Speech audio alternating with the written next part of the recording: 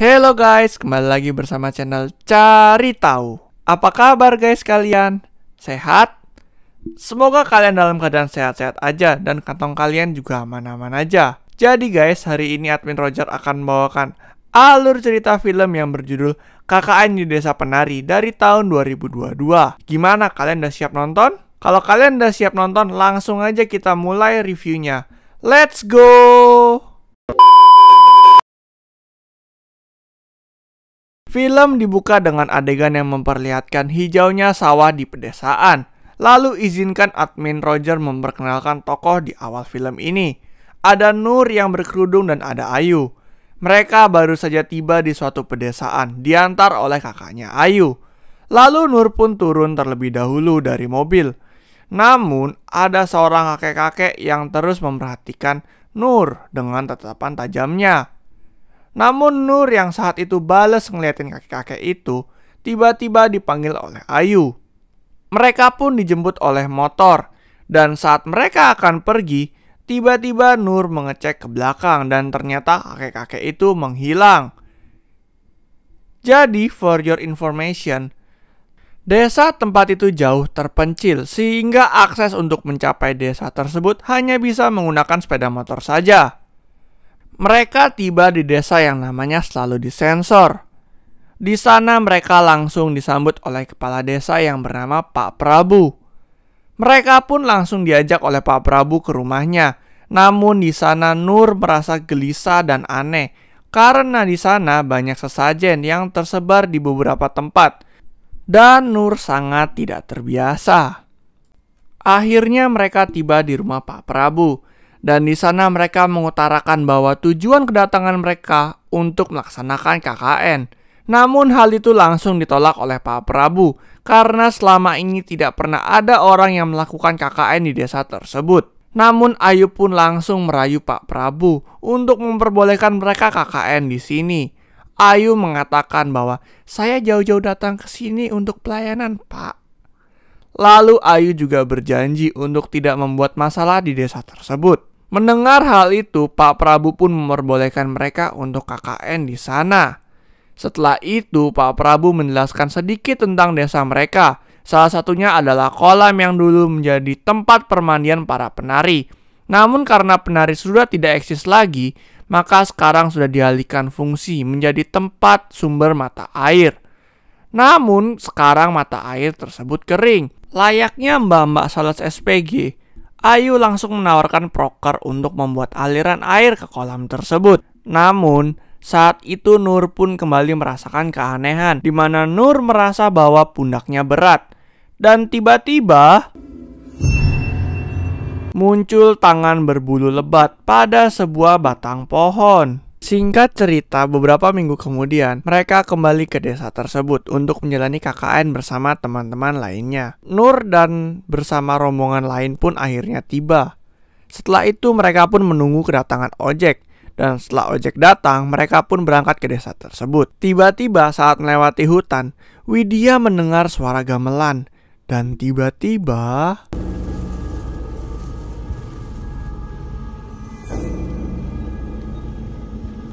Widya melihat sosok wanita yang berpakaian seperti seorang penari. Dan hingga akhirnya mereka tiba di gerbang desa. Mereka di sana disambut oleh Pak Prabu dan Ayu sebagai pemimpin memperkenalkan anggota KKN mereka ke warga sekitar. Setelah itu Pak Prabu mengajak mereka untuk berjalan tipis-tipis hingga Widya bertanya mengenai suara gamelan tadi. Namun reaksi dari Pak Prabu cukup mencurigakan. Dia hanya menjawab bahwa tidak ada orang lain di daerah desa tersebut. Dan Widya mungkin kelelahan sehingga salah dengar aja. Setelah itu mereka juga dibagi tempat tinggal, di mana untuk cowok sementara tinggal di Pasatpam dulu, sementara untuk cewek tinggal di rumah penduduk. Singkat cerita, di malam hari mereka bertiga pun tidur di kasur. Namun Widya saat itu belum bisa tidur. Dia pun terduduk dan tiba-tiba dia melihat ada bayangan nenek-nenek yang berada di sebelah Nur. Setelah itu Widya berusaha tidak melihat dan tidur. Lalu dari adegan tersebut muncul tangan keriput yang membelai Nur. Dan ternyata memang benar ada nenek-nenek di sebelah Nur. Dan film KKN pun dimulai. Keesokan paginya, Ayu dan teman-teman diajak untuk melihat tempat proker KKN mereka, di mana Pak Prabu juga menjelaskan tentang tempat-tempat di desa tersebut. Lalu saat itu teman Ayu bercanda mengenai sesajen di tempat itu. Lalu Pak Prabu menjelaskan bahwa desa tersebut masih menganut kepercayaan yang cukup kental. Lalu saat menjelaskan hal tersebut, Nur tiba-tiba merasakan sesuatu yang aneh. Dan tiba-tiba dia melihat sesosok berbulu besar dengan mata merah yang menatapnya dari balik pepohonan. Lalu Bima datang dan Bima mengajak Nur lanjut ke tempat selanjutnya. Setelah itu Pak Prabu mengajak mereka untuk melihat tempat makam tua di desa tersebut. Namun Bima di sana melihat ada keanehan di makam tersebut, di mana beberapa makam ditutupi oleh kain hitam. Seperti ada yang ditutupi, Pak Prabu mengatakan bahwa kain itu adalah penanda bahwa makam tersebut belum seumur 10 tahun. Lalu tiba-tiba Nur merasa lemas, letih, lesu, lunglai, dan hampir pingsan. Bima sebagai temannya Nur pun langsung mengantar Nur untuk kembali ke posko sementara. Dan yang lain pun melanjutkan perjalanan mereka. Sementara itu mereka pun tiba di suatu tempat di dekat hutan. Di sana Pak Prabu mengingatkan mereka untuk tidak melewati hutan tersebut, karena di dalam tempat tersebut terdapat sebuah tempat yang disakralkan, yaitu tapak tilas. Lalu adegan berpindah ke Nur yang sedang membawa obor, berlari dalam hutan. Nur tampak berlari dari sesuatu, hingga Nur terjatuh dan tertangkap. Namun untungnya itu hanya mimpi buruk belaka. Keesokan paginya, Ayu sebagai ketua KKN membagi mereka menjadi 3 kelompok. Dan Ayu berkelompok dengan Bima. Hal itu langsung diprotes oleh Bima karena Bima ingin berkelompok dengan Widya. Namun Bima tidak bisa apa-apa karena Ayu adalah ketua kelompoknya. Singkat cerita, di saat Ayu dan Bima sedang bertugas, Ayu tidak sengaja melihat Bima keluar dari hutan batas tapak tilas. Dan Ayu bingung, tidak tahu apa yang Bima lakukan. Pada malam harinya di saat mereka makan, Ayu dengan berani bertanya kepada Nur, apakah Bima sudah memiliki pacar atau tidak. Pantas saja dia mau berdua kelompoknya sama Bima. Keesokan paginya, Ayu dan Widya ingin mandi. Karena rumah warga tidak memiliki kamar mandi, maka dari itu mereka pergi ke kamar mandi yang terpisah. Sebelum itu Widya juga bingung kenapa tidak ada orang yang seumuran mereka di desa tersebut. Namun Nur yang positive thinking mengatakan kalau mungkin aja anak-anak di desa ini sedang merantau. Lalu mereka tiba di tempat permandian dan mereka melihat suasana yang tidak enak dari tempat tersebut. Sehingga Widya meminta Nur untuk tidak terlalu lama. Nur pun masuk ke dalam tempat mandi dan Widya malah plonga-plongo sambil ngeliatin sesajen di depan tempat permandian itu. Adegan berpindah ke dalam kamar mandi di mana Nur yang akan bersiap-siap mandi merasakan aura yang tidak enak. Dan benar saja, tiba-tiba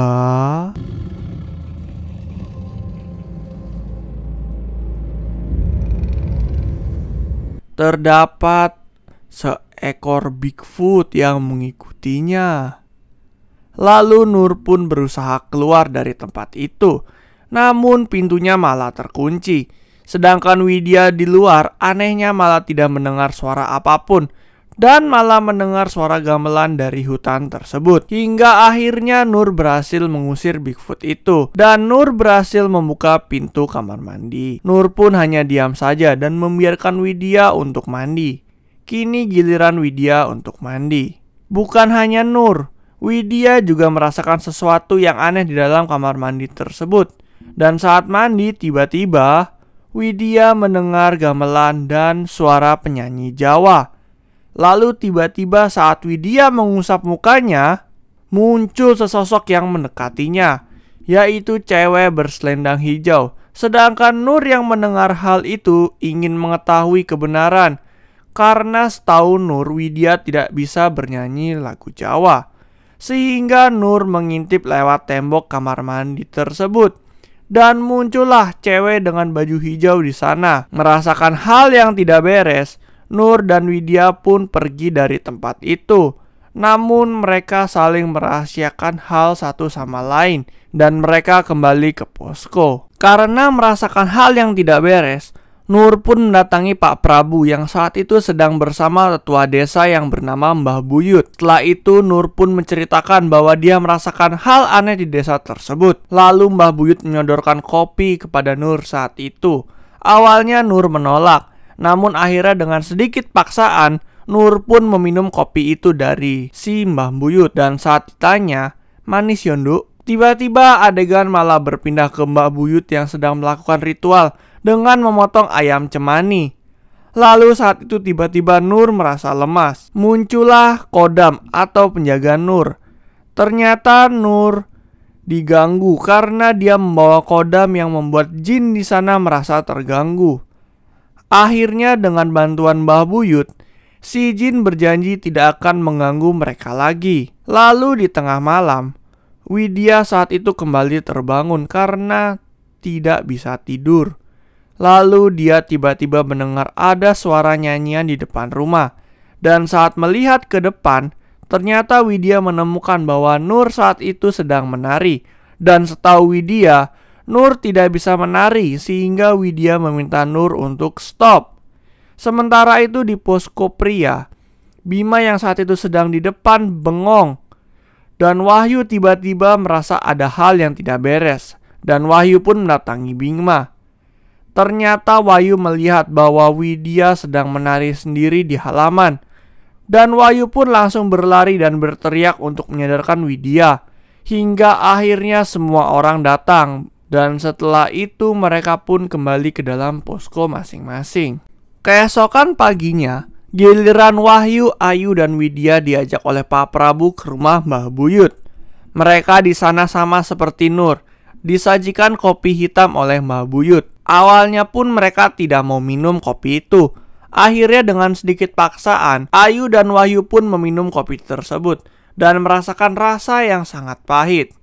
Sementara itu Widya masih tidak mau meminum kopi itu karena dia memiliki ma, sehingga tidak mau minum kopi. Mbah Buyut pun memaksa Widya untuk meminum kopi tersebut. Dan ternyata saat Widya meminum kopi itu, rasanya menjadi manis. Setelah mengetahui hal itu, Mbah Buyut berkata bahwa Widya adalah tipe wanita yang disukai oleh makhluk halus.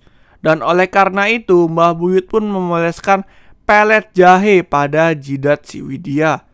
Dan hal itu dilakukan untuk melindungi Widya dari gangguan makhluk halus. Sementara itu di sisi lain, Nur saat itu bersama si Anton. Dan di sana Anton menceritakan keanehan-keanehan yang terjadi di posko mereka, di mana Anton sering mendengar suara desahan pria dan wanita dari kamar Bima. Apa ini Bima? Dan bahkan Anton pernah menemukan sesajen di kamar Bima. Nur pun tidak percaya dengan kata-kata Anton, karena setahu Nur, Bima adalah orang yang alim dan beragama. Sehingga Anton pun merasa gregetan, sehingga dia mengajak Nur ke posko cowok. Setibanya di posko cowok, Nur dan Anton membongkar kamar Bima. Dan benar saja, mereka menemukan adanya sesajen di tempat Bima. Namun mereka tidak melihat adanya foto Widya di bawah sesajen itu. Lalu mereka pun berusaha untuk mencari hal-hal aneh lainnya. Dan saat membuka lemari, mereka menemukan ada ular hijau di dalamnya. Dan hal ini membuat mereka sangat kaget. Singkat cerita, mereka pun akhirnya pindah dari posko menuju ke rumah baru. Dan di rumah ini mereka tinggal bersama walaupun beda kamar. Lalu tiba-tiba terlihat Bima yang sendirian pergi melewati batas tapak tilas. Entah pergi kemana. Sementara itu, Widya kembali mengalami keanehan dan merasa ketakutan. Karena hal itu, mereka pun berkumpul untuk menenangkan Widya. Dan entah gimana Widya pun merasa ada yang mengganjal di mulutnya. Dan saat Widya menarik hal itu, tiba-tiba muncul rambut dari mulut Widya. Wahyu pun berkata bahwa Widya itu disantet. Sehingga keesokan paginya, Nur yang saat itu akan melakukan tugas mendengar cekcok antara Bima dan Ayu. Di sana Nur mendengar bahwa seharusnya Ayu memberikan suatu barang pada Widya. Dan saat itu Bima terlihat sangat emosi karena barang itu hilang. Dan di sore harinya, Nur dan Ayu dipanggil oleh Pak Prabu perihal KKN mereka. Pak Prabu ingin menyelesaikan kegiatan KKN itu karena sudah banyak keanehan yang terjadi di desa mereka. Namun hal itu tentu ditolak oleh Ayu. Sepulang dari tempat tersebut, Nur pun memberitahu Anton dan Wahyu mengenai apa yang terjadi. Namun hal itu ditolak oleh mereka berdua karena hal itu menyalahi aturan kampus, sehingga mereka harus ulang KKN lagi tahun depan. Lalu Bima pun menunjukkan gelagat aneh. Namun karena hal itu, Nur pun tidak jadi menanyakan tentang sesajen kepada Bima. Keesokan harinya, Nur yang tidak menemukan Bima dan Ayu di ladang bingung. Dan Nur curiga bahwa Ayu dan Bima sedang menerobos masuk ke hutan. Dan kayaknya mereka lagi mojok. Nur pun langsung tanpa ragu menerobos hutan itu untuk mencari mereka. Sementara itu terlihat seorang wanita yang sedang melepaskan celana. Dan seperti yang kita lihat, orang itu adalah Ayu. Terlihat pula Bima yang sedang siap, dan akhirnya mereka melakukan hal yang tidak terpuji di tempat sakral tersebut. Sementara itu Nur pun menemukan tempat pagelaran tari yang sudah terbengkalai, di mana ada banyak gong dan alat-alat musik lainnya. Lalu Nur pun melanjutkan pencariannya, hingga Nur menemukan gubuk yang terbengkalai. Dan alangkah kagetnya Nur yang melihat tiba-tiba muncul Bima dan Ayu yang lagi betulin pakaian. Terpergok sudah. Sementara itu, Widya dan Wahyu sedang berbelanja bahan makanan di pasar. Mereka juga sempat mengobrol dengan salah satu pedagang di sana. Pedagang itu menyarankan agar mereka tidak balik, karena penduduk sana juga takut untuk melewati hutan di malam hari. Namun karena tidak mungkin, Wahyu dan Widya maka memutuskan untuk balik malam itu. Dan di perjalanan pulang, Wahyu dengan mulut isengnya berkata bagaimana kalau motornya mati ya. Dan tiba-tiba benar saja, motor Wahyu seketika mati. Mereka pun kebingungan hingga mereka melihat seorang kakek tua yang sedang terduduk diam sendiri saja. Awalnya Widya dan Wahyu ragu dengan kakek itu.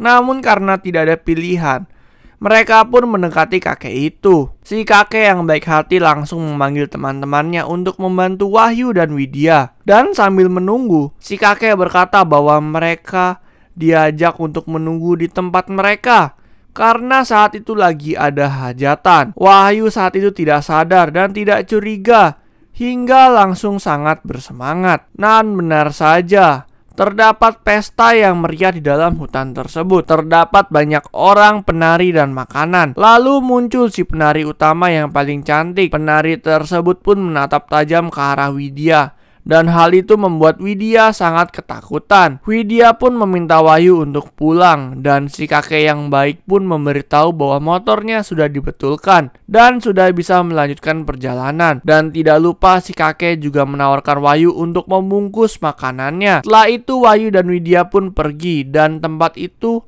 anehnya, saat Wahyu dan Widya pergi, seketika pesta tersebut menjadi diam dan hening. Dan mereka semua menatap Wahyu dan Widya yang sedang ingin pergi.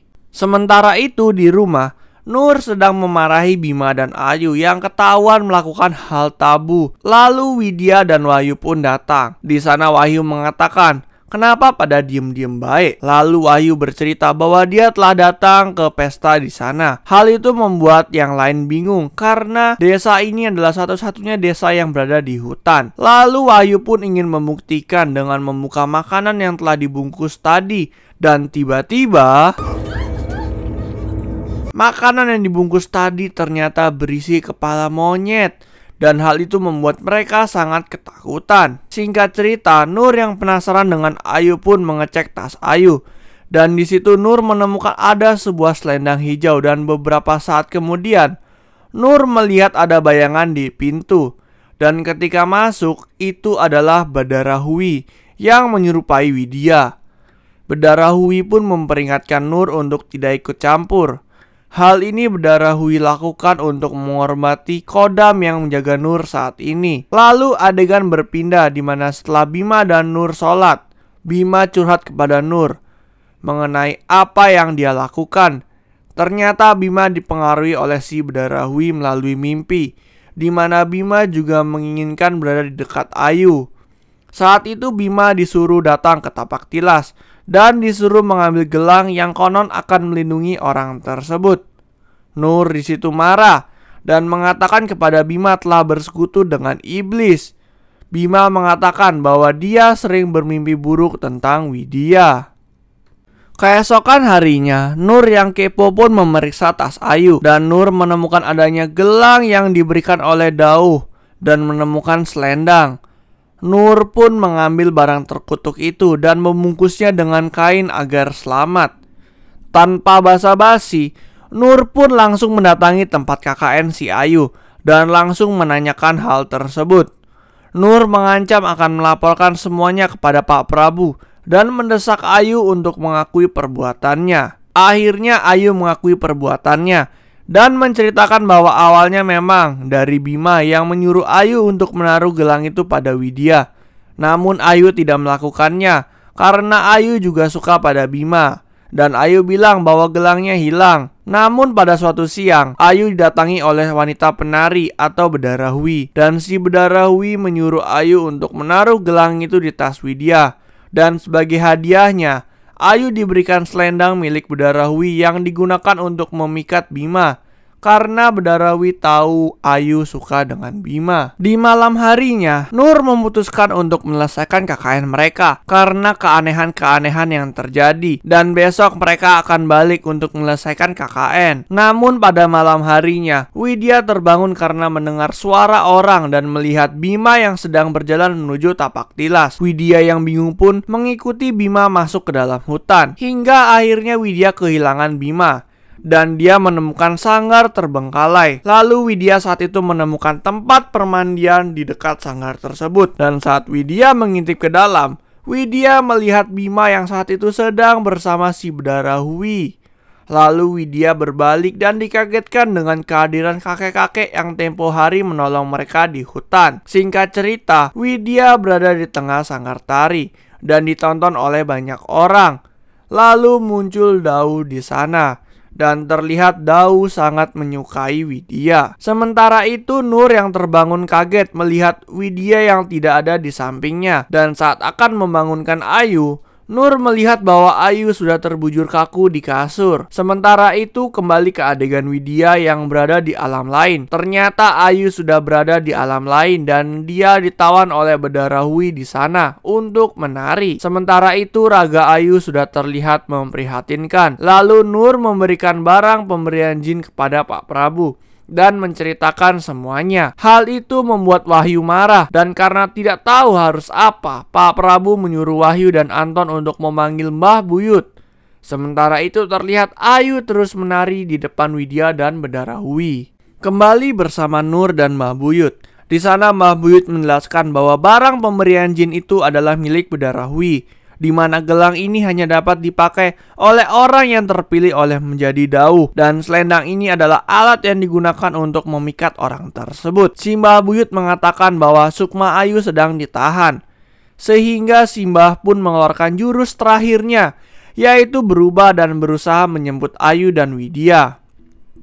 Simbah pun berhasil menemukan Widya dan berusaha menjemputnya. Namun Simbah gagal menjemput Ayu karena Ayu tidak dilepaskan oleh Bedarahwi. Kembali di posko, warga berhasil menemukan Bima yang ternyata sama-sama terbujur kaku. Keesokan paginya, Widya berhasil keluar dari dimensi lain dan menemui teman-temannya. Lalu Widya menjelaskan bahwa dia melihat Bima yang sedang mantap-mantap dengan siluman ular, sedangkan Ayu dijadikan penari utama di sanggar tersebut.